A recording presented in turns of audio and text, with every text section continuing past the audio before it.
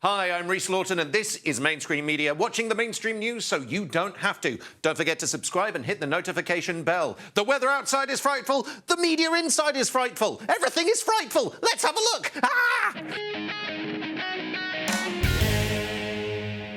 It's been a brutal couple of weeks for the Prime Minister, hasn't it? Thank God a tidal wave of Omicron is here. I think I've got to keep my mask on throughout this one. What? Why break the habit of a lifetime? Yes, a tidal wave of COVID, just in time to wipe out all that annoying stuff that was happening last week.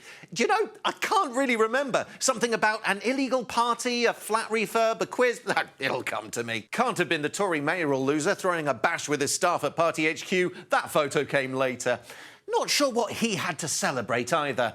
Anyway, now it's booster jabs, masks, work from home and vaccine passports.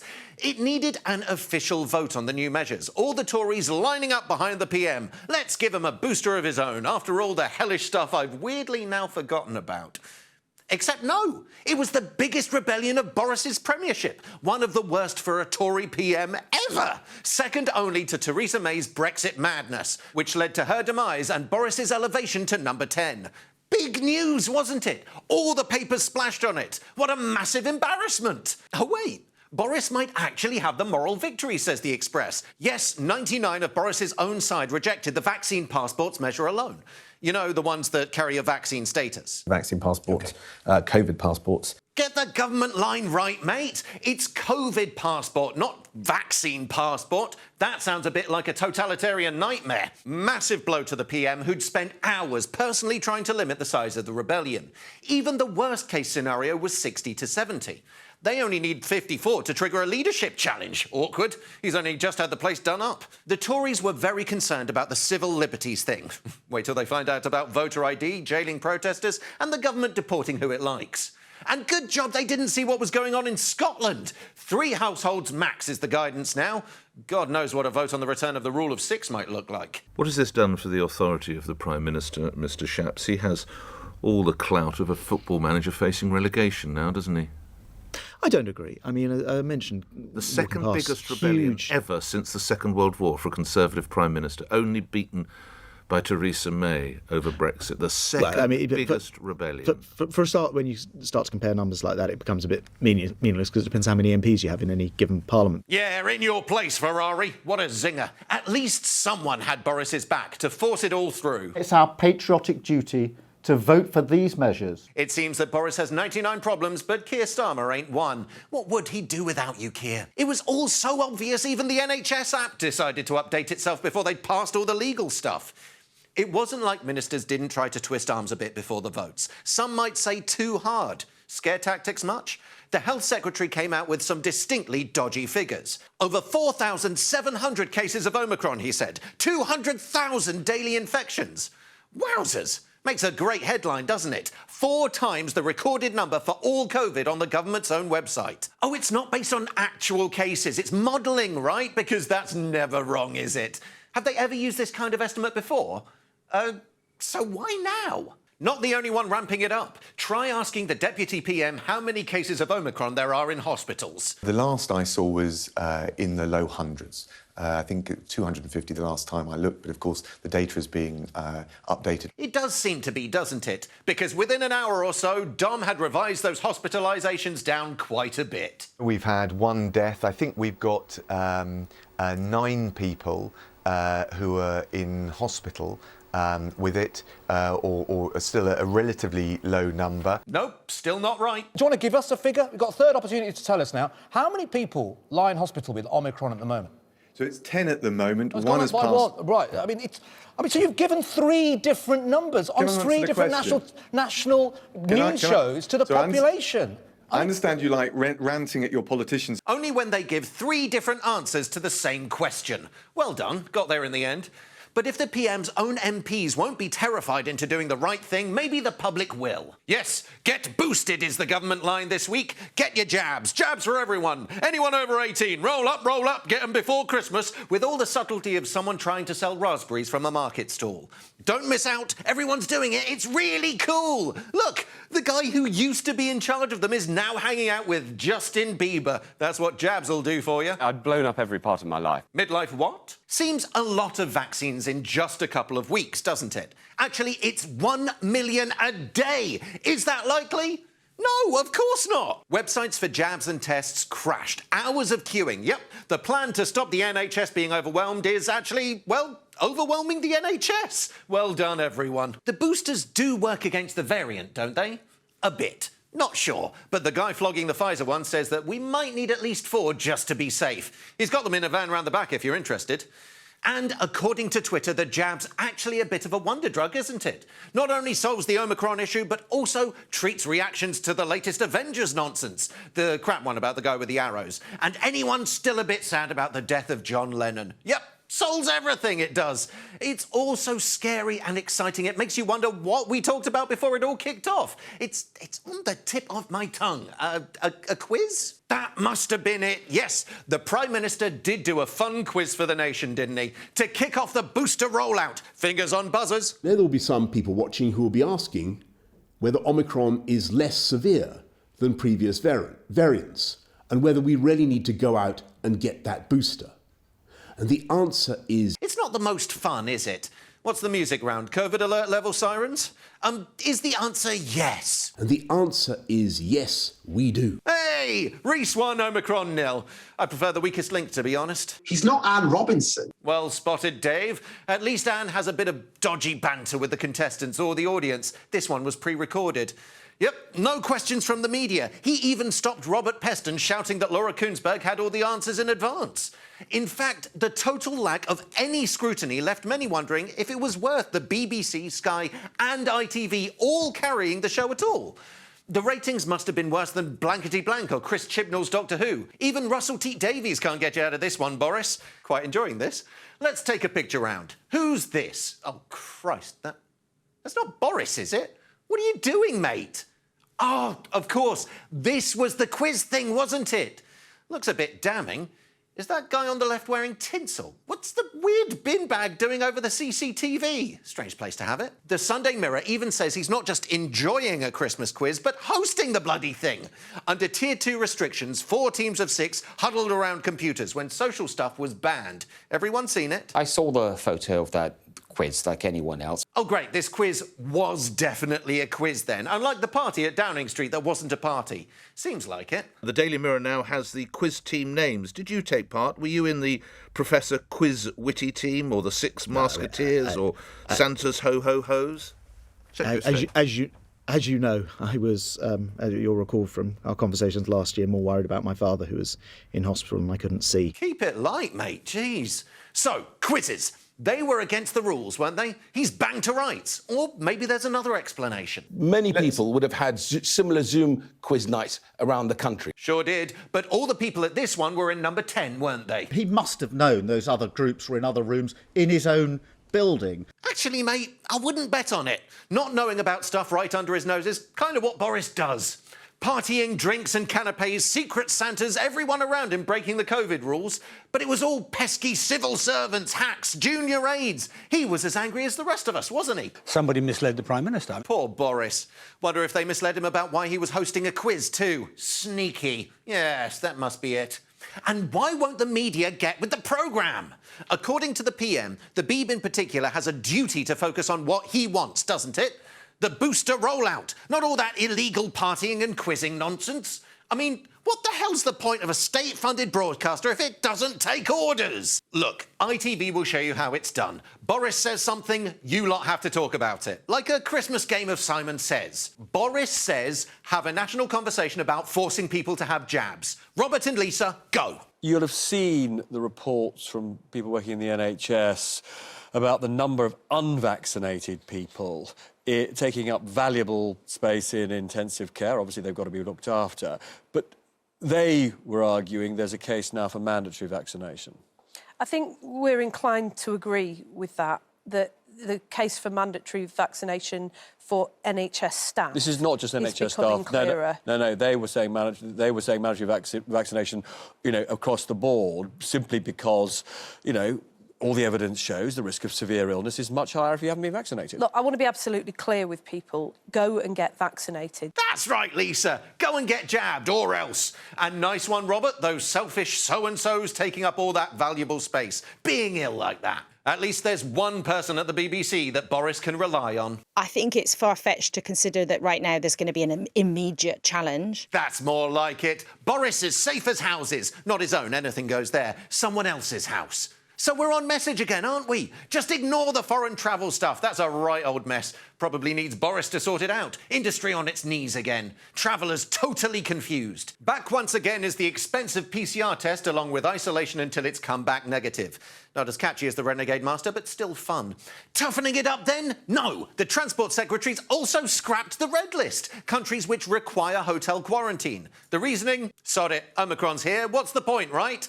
One airline did a breakdown of the rules as it saw them. Level 1, wine and cheese. Level 2, pub quiz. Level 3, Michael Gove's in charge. Level 4, Boris topless. And Level 5, full-on rave! Do you know what I like to do to relax? No, not that. I like to stick the telly on. Yep, for a guy who's across all the mainstream media, so you don't have to be, hey? It's a bit of a surprise, sure. But the channel I go for? BBC Parliament. No, stop it. I know about the whole BBC bias thing, but even those guys find it hard to put a liberal spin on the live feed of a chamber. Try as I'm sure they might. Really hope it's the House of Lords stuff too. Red leather benches, very old people talking very slowly. Ah, so relaxing. It's like political ASMR. Which is why this week I almost had a fucking heart attack.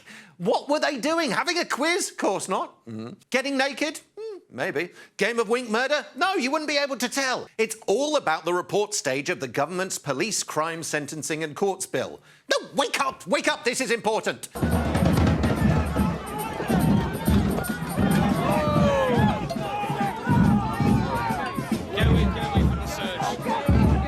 That stuff was actually from outside the Lords. Yep, the law weirdly still says shows like this can't use footage from Parliament. Maybe they think it's too easy to take the piss, or they're scared of my shit-hot takedowns. Yeah, it must be that. Those freedom fighters we saw, or angry mob, depending on your newspaper, think it's all very draconian. Free speech is under threat, an unstoppable march towards censorship, legitimate protests silenced. But speaking of silence, most of the mainstream's been remarkably quiet about it all. OK, it's come at the same time as the government's new COVID rules. Surely not a deliberate distraction. That would be sinister. Can't be. The new rules were to distract from the illegal parties. Or was it the Downing Street refurb? Or the new baby? Who knows anymore, frankly? Anyway, the protests. There's the Express getting causality wrong. No, they're not cross at the COVID stuff, or at least they might be, but that's not why they're there. And in the Mail, they're attacking the police because they love disorderly protests, don't they, the scamps? And vandalising statues of our beloved racists.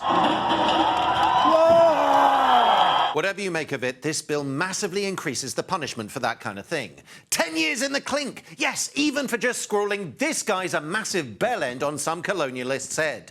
No, put down the pens, leave Jacob Rees-Mogg alone. Wait for the statue of him. It's coming. But the statue stuff's just for starters. Back to the Lords.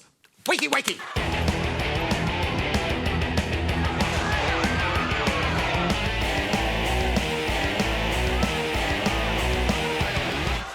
Normally, the noble Lords just tone down the excesses of the government. Bit too fascist? They'll have a quiet word. Trust them. Yes, trust those unelected guys who gave the Tories £1 million. They'll do the right thing. OK, then. But in this case, it's even worse. The Home Secretary introduced new stuff just before the Lords got their hands on it, which means our elected representatives, the MPs, didn't get a butcher's. What's been slipped in? Well, lots of extreme madness. 15 pages of it. You know, stop and search. Already controversial because, well, it's racist. Yes, it is. Check the stats. But the police have to have reasonable suspicion, right? Or at least say they have. Well, that's gone. Yep, don't need it. Stop who you like. Maybe that guy over there. Or him. He looks a bit dodgy. It's like we're back in the 70s. Get your trousers on, you nicked. What else? Well, remember these guys? The ones who want your homes insulated so much they'll lie down in the road to prove it. I know, annoying wankers. Run them over! I just nudged him, Your Honour. What a hero, just doing what everyone else who reads The Sun was thinking. So the government's making it easier to drag them away? No, it's going to jail them. Yes, chaining or gluing yourself to the road, nearly a year in the slammer. Double the sentence for impersonating a police officer like this couple of mugs. Bit far. When you guys in your cars have calmed down, you really want those elderly eco-teachers and librarians put away with paedophiles and murderers? Any concerns about that? No, just about all the taxpayers' cash spent ungluing the crusties, their word, from the roads. What else? So-called protest ASBOs. Got some glue in your pocket and near a protest? Get the cuffs on him, Sarge. Thinking about doing something next year? Don't make me laugh, you're nicked. Don't even think about committing a crime. No, seriously, don't think about it. Yes, future crime. It does sound a bit extreme, doesn't it? I'm placing you under arrest for the future murder of Sarah Marks. Anyone want to talk about the bill itself? Sure, but just the good stuff in it. That's the beauty of such a wide-ranging piece of legislation. We'll use it to tighten the law on child murder. It must be good news. The press will back it. No one would surely disagree, and I won't. Of course I won't. But what about all the other stuff? Surely someone's tried to talk about that. It's a huge violation of our freedoms, and that's not where the conversation is. Not in mainstream media, it's not what we're angry about, and I feel like that's where the conversation should be, because it's happening now, and it's happening under our noses, and we're talking about Christmas parties, which, to be honest, it is appalling, but not surprising. We're talking about it in part. I hear your point. Lots of people have asked about it this evening. So, and we're getting, I hear what you say, we're getting a little bit away from the question. Has the public lost all confidence in the government's ability to tell the truth? Yeah, bit off message. Not one of our carefully selected BBC questions. We're focused on the government lying about throwing a party. What about the lefty papers? They'll be on this like a shot. Well, kind of. A few columnists see what's happening, but precious little actual coverage. That'll come, I'm sure, when this is all signed off and it's too late. Oh, there's a silver lining to this whole mess. A new offence about causing serious annoyance without reasonable excuse. You guessed it, 10 years inside. Yep, sorry, Ed, you're first. But it's small consolation for the descent into fascism. So when the press encourages you to have a day of rage about wearing a mask or having a party, find out if there's something even worse that you really should be getting angry about. Or stick on the House of Lords. It's usually so relaxing. The world's all so confusing at the moment. Sometimes I forget my own... what is it? Yes, Reese. Forgot my own... what was it again? Yes, name for a second. Thank God I had it written down. Same thing for elections, right? You go in, say hi to the guardians of the tiny pencils, and they say, hello, can I have your name and address, please? And I'm stumped. Have to go home, find my birth certificate, ask my flatmate who I am just to make sure, dig out a recent gas bill, look at my house number a few times, check the street sign, then back to the polling station, just in time for it all to be over and the Tories have won again. I jest. I'm not that silly. I just check my driving licence to remind myself of who I am and where I live. Easy peasy. If only there was a better system. What we want to do is to protect democracy, the transparency and the integrity of the electoral process. Huzzah! Strong flag work, 2 p.m. Very patriotic. And the answer is voter ID. It's coming, all £120 million of it. The government diktat that insists everyone shows an official laminated photo of themselves before voting. All the Tories are on side, aren't they? I just don't like the relationship between us and the state where we have to show a piece of identification to exercise our fundamental right. Don't listen to him. He was one of the many guys who nearly fucked up the glory of Brexit. Everyone else backs it. It's all in the elections bill. Except this week we had a Commons committee come out against it too, led by another Tory, Willie Ragg. Yes, it's his name, stop it. Willie's gang said that it might stop some people voting. Have big concerns about it, they do. Serious, right? Some people don't have the right kind of ID. They might not be able to vote. Some of the papers, the left-leaners, even ran the story. Bit of an oversight for those on the right. They're big into the new system. What's the problem? Back in May, the Daily Express ran a poll. 94% of readers backed mandatory voter ID. More interestingly, 41 readers didn't know. Have we not brainwashed you enough? We've got your names and addresses thanks to this great new system. A couple of guys are going to pay you a visit. Oh, you do like it now? Good. Now, why might that media divide be there? Well, easy. The voters without the ID are more likely to vote for the lefties. Vulnerable people, minority groups, disabled people, trans people, all statistically less likely to have a driving licence or a passport. Or vote Tory. Bet Labour hates it. If you think about it, it could be your nan, your son, your mate down the football. They will have additional barriers put up before them, making it harder and more difficult for them to cast their vote legitimately in elections. My nan's a Tory anyway. I don't have any kids, and my mate Dave down the football does a write-in vote for Gary Neville. He's a bit mad about it, but I'm happy with him being barred, to be honest. Just because you're losing! Actually, that is the reason, isn't it? The other party's losing. Sinister. Let's look at the extent of the problem too. Now, I get that it seems easy to commit voter fraud. That's why The Sun says it's being done. Note that. Not that the government says that it's the reason, that is the reason. I think it's total bollocks. And I think it's trying to give a solution to a problem that doesn't exist. And there's the reason you're the former Tory leader in Scotland, Ruth. Not on message at all. At the 2017 election, there were 28 cases of voter impersonation. That's people pretending to be someone else. Not that many, is it? How? Oh, I don't know. Putting on a false beard and dark glasses, probably. That's me trying to nick David Mitchell's vote in 2017. Votes the same way as me. Don't know why I bothered. He can have mine. Then, the following year, at the local elections, 5 councils tried the ID thing and turned away over 1,000 people. Yes, well done. Around a third didn't come back with the right papers too. Result! Soon saw them off, didn't we? Hang on. That's not really the point. Or is it? There's actually far less impact on the result by not doing it. And yet we've got a mad march to voter ID. For what? It can't be just to give the Conservatives more votes, can it? Too obvious? Maybe that's why Dave, David Davis and Davidson, bit of a pattern there with the Daves, have a problem. Looks a bit like those in power are rigging the system to stay there, because, let's face it, they are. Have you heard the latest about Dominic Raab? Yes, that thumb in a suit. It's his British Bill of Rights, isn't it? Yes, the latest great idea from the Justice Secretary. You should hear the one he had about taking the lids off all pens in meetings to save those vital few seconds. Dom Raab, right? Justice Secretary. Oh, there's a note here from his office to remind me that he's also Deputy PM. Don't forget, he wasn't demoted after fucking up Afghanistan. Still got it, hasn't he? Yes, Dom, continue to fail upwards. I'll put this promotion on the fridge just to make sure everyone sees it. So, this Bill of Rights. Might have heard of it, but not sure what it means. Don't worry, he doesn't have a clue either. Freedom of speech is to be enshrined in a new British Bill of Rights to protect against political correctness and the advance of wokery, as it's called. Here to explain is Deputy Prime Minister and Justice Secretary Dominic Raab. Good to have you on. Can you define wokery? Mr. Raab, good morning. I'm not sure that the... by the way, good morning. And we are looking forward to putting forward our proposals for human rights reform and a Bill of Rights. I'm not sure the characterisation around wokery is my word. Bless him. He's not sure if those are his words. Here's a little trick I use, Dom.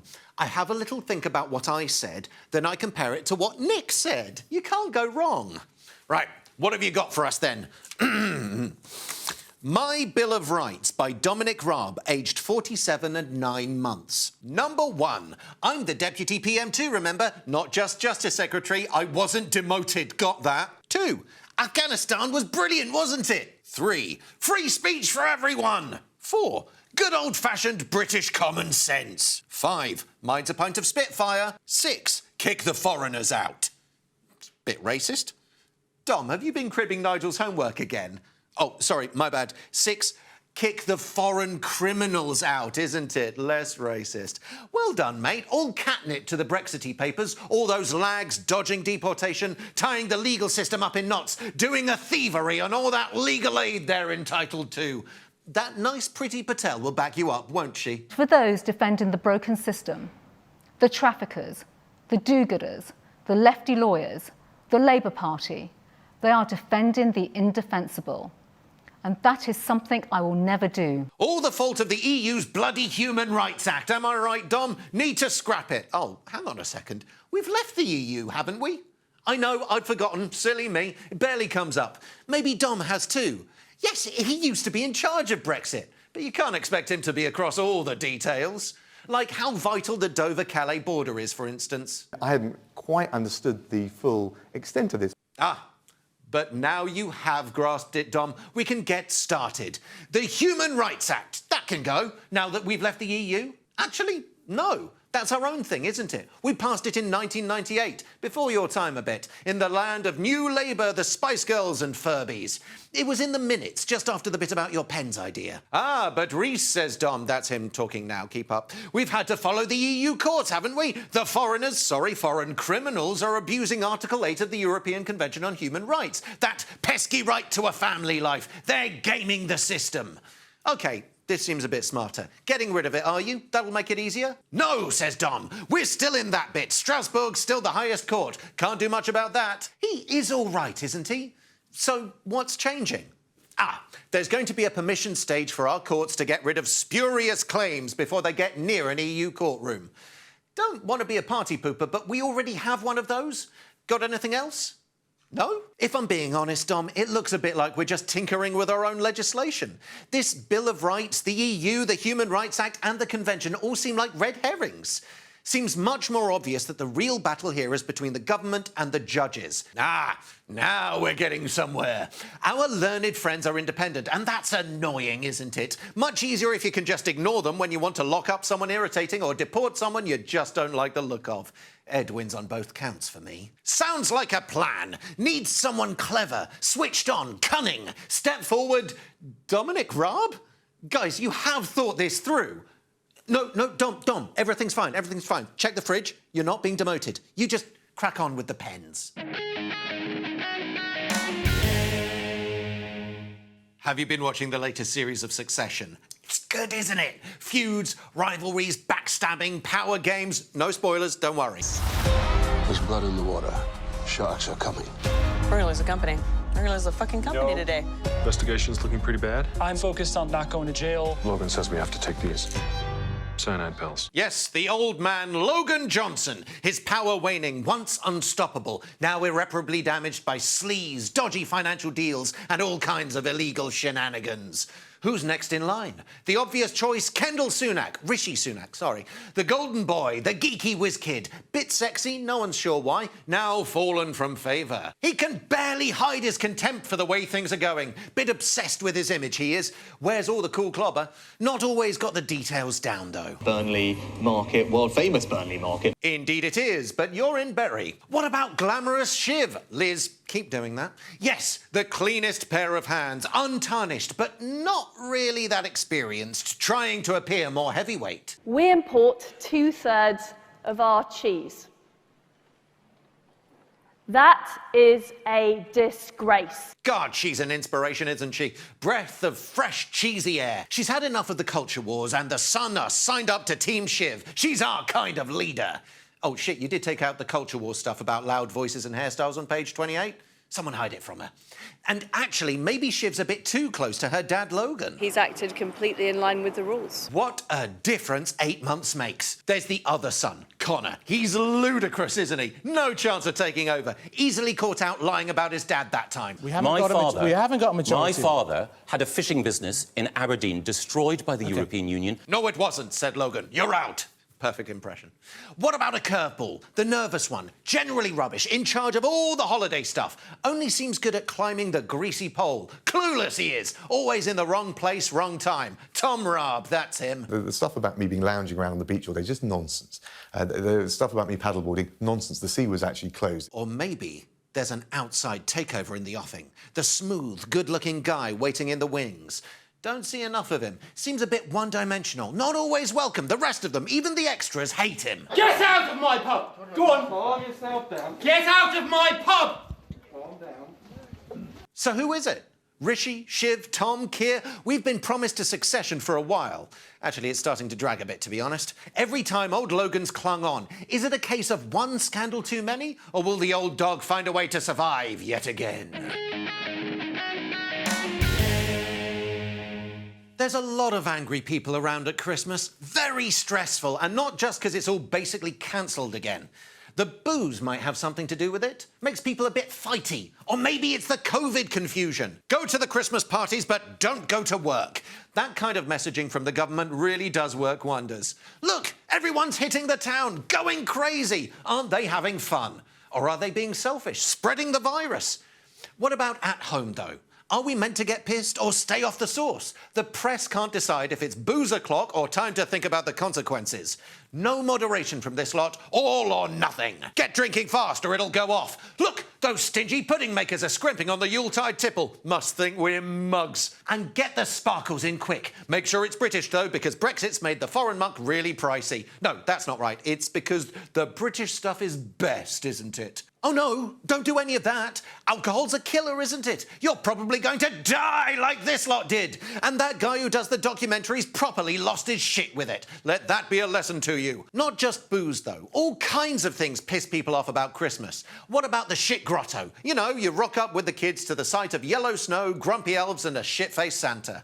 The tabloids have turned it into a festive tradition. This one looks like a building site. That one's just a few bedsheets and a shopping trolley. And particularly crass, even for the Star, that Santa looks like he's homeless. Maybe ask him if he's okay before you run to the papers or print it. Christmas spirit and all that. I think we all remember the heartwarming festive Hallmark drama where a down-on-his-luck Santa gets ripped apart by the tabloids, don't we?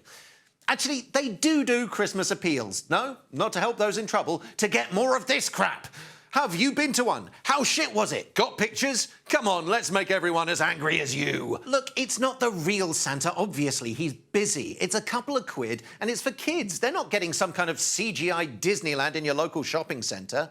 Manage their and your expectations a bit, perhaps. Lots of rage about Christmas lunch, too. It's going up in price. £27.49 for a family of 4, because turkeys are getting more expensive. Around £1 more than last year. 25p each. Doesn't it depend on what you eat and how many people you have round? Nah. Everyone's the same, aren't they? The proper patriots, anyway. Mum, Dad, 2 kids, turkey with all the trimmings, even the disgusting bits. The only way to do Christmas. Vegan what? Screw you and your war on my Christmas! This price rise, anyway. Brexit? No. Inflation. Move along. Actually, lunch is just £27.48, a whole penny cheaper if you were reading the Express. Not sure why. Maybe to keep the stress levels down a bit. Got enough to worry about, what with the war on Christmas that's going on in my head! That's weird. That's the second time that's come up in as many minutes. War on Christmas, what is that? I guess it's people stopping you, sending cards, singing carols, watching the Queen's speech, going to church, or even saying Merry Christmas. Has any of that happened?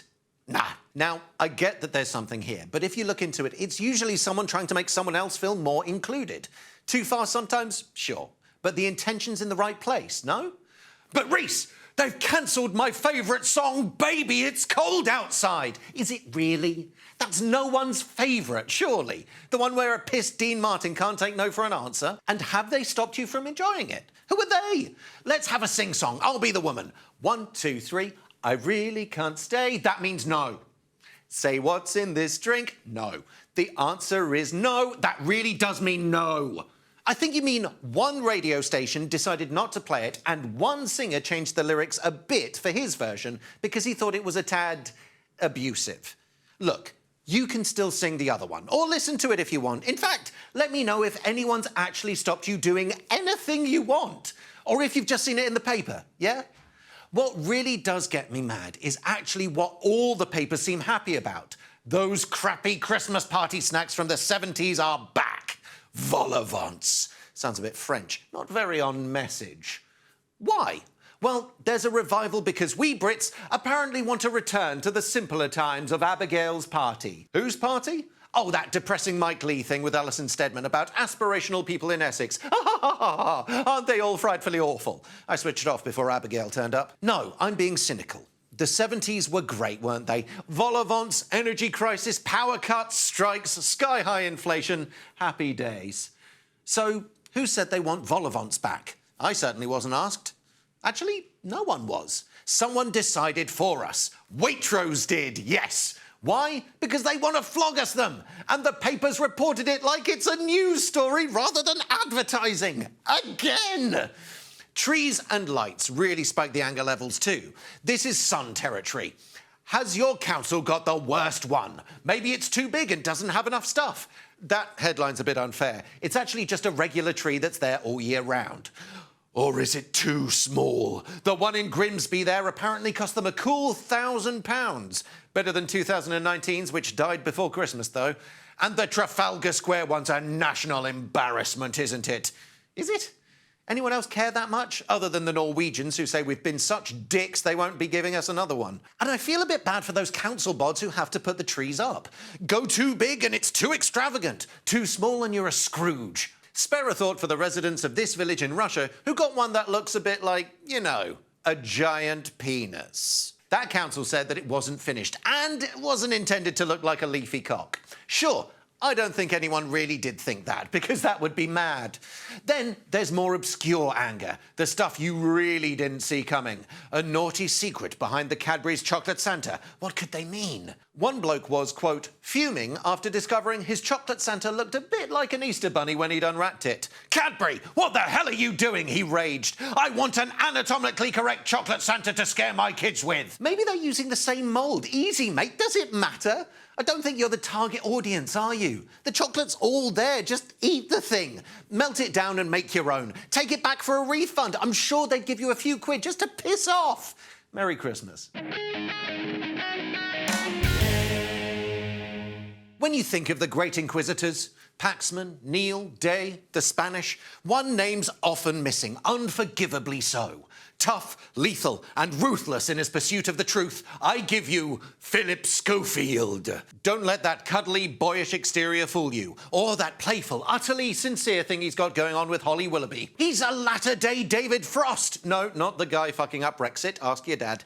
Yes, he lulls you into a false sense of security, then strikes like a cobra with a silver mane. Nothing gets past him. Thinking of having an illegal Christmas party? Are you seriously taking us for a bunch of mugs? Don't even try, sunshine. Old school too. A hard-nosed journo from the good old days. No, I never drink when I'm working. Good. Great. But they made me. The signs were there from the start. Doesn't suffer fools, like his first co-host. This was way back in the primitive days of BBC Kids Telly, where the powers that be locked the continuity announcer in an airless room. Squid Game for a different time. Yes, just hold on a second. I want to talk about the programmes today, Gordon. Just hold on. OK, don't sulk. Just... Oh, dear. Look, have you met Gordon? You have seen Gordon. You were watching this morning, weren't you? This is Gordon Gopher. Yes, the new addition to Children's BBC. Yes, OK. And he has turned out to be something of a troublemaker. But the Beeb was wasting his talent and star quality. Phil, not Gordon. We all knew it, and Schofield could barely conceal his frustration. Yes, I know you're abominable. Absolutely abominable. Postman Pat time now, and he takes a message. Phil, Pat's delivering a letter, not going to whack someone. It was obvious that serious telly beckoned. ITV's hard-hitting breakfast show This Morning with Holly and Phil, where he got a reputation for speaking truth to power. How good are you at changing nappies? You've had a bit I'm of not experience. going to. I'm not. You're not going to go there? I'm not going to. But I'm obviously. Will you change nappies? Doesn't just bash the Tories either. Got that political insight across the divide. Got a knack for making complex debates childishly simple. What happens to you if you don't win? Well, I'm intending on winning. But if you don't? Didn't think of that one, did you, bad Santa? You'll have to disappear in a puff of smoke. OK, so he didn't, and he didn't, but he might have done. Phil's a dab hand at the investigations, too. Let me take you back to 2012. Britain in the grip of celebrity paedophile paranoia. Perhaps even a VIP ring at the heart of Westminster. Only our man on the sofa realised what must be done. It took me about 3 minutes last night to continually find a list of the same names. I have those names there. Those are the names on a piece of paper. You know the names on that piece of paper. Will you be speaking to those people? No, I think, Philip, this is really important, right? Because there is a danger, if we're not careful, that this can turn into a sort of witch hunt. Sure, the story was total bullshit. You might have noticed the blur. He managed to show viewers those names too. Said sorry, cost his employer £125,000 in damages. Did it matter? Hey, sometimes in this job you gotta take risks. No switching off either. Always chasing down the next scoop. Oh, I was on my phone. Were you entering the competition? You're not allowed to do that. Don't be embarrassed. You're setting up the next big one. Who is it? Who have you got your claws into? I was about to Instagram how you get tickets to the new series of 5 gold rings. Must be a code. You crack on. But with some topics, Phil knows he's got to be brutal. Just got to call out the lies. Flat earthers? Ha! don't make me laugh. I have more proof than you do. That's the stuff. Got it all worked out. Says what everyone's thinking and no one dares ask. He's done the research too. Hey, boffins, I hear you're thinking of treating a neurodegenerative disease like Alzheimer's with Viagra. So you can remember you've left the front door open, but you can't get close enough to close it. Fabulous lightness of touch. Not a joke, the son. It's a serious point. What about those erections? None of you thought of them, did you? Never forgets where he came from either. Can we be mates? Oh. You don't need him, Phil. Not like we need you. Especially in our hour of need. It's a new, dangerous world. Gotta keep us safe. No one breaks the COVID regulations and gets away with it. Not with Schofield on the case. Was it your dyslexia that meant you misread the social distancing rules? No. On the ropes once again. Philip Schofield, a master of his trade. Makes you a little more comfortable knowing he'll guide us through the dark times. And now for my Scream of the Week. Best performance by an actor in a supporting role in any motion picture. Ben Affleck. Ben Affleck, my fault. Sorry about that, Ben. Ben Affleck, The Tender Bar. Jamie Dornan, Belfast. Karen Hines, Belfast. Work with me now. So that's me, Rhys Lawton, and until next time, I will be watching the mainstream news so you don't have to. Don't forget to subscribe and hit the notification bell so you never miss me roasting my chestnuts on an open fire.